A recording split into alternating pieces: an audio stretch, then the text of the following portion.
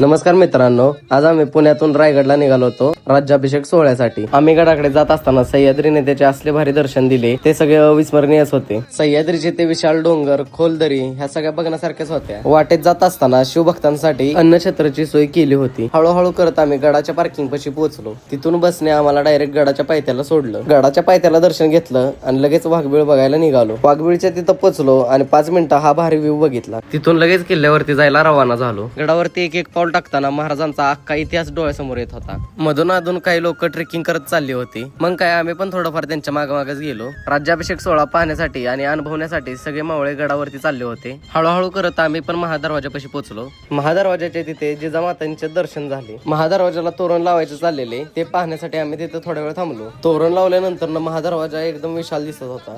तिथून आम्ही डायरेक्ट होळीच्या माळावरती मर्दानी खेळ बघायसाठी गेलो. गडावरती नजर फिरवेल तिथपर्यंत मावळेच होते. थोड्याच वेळात मर्दानी खेळ चालू झाले.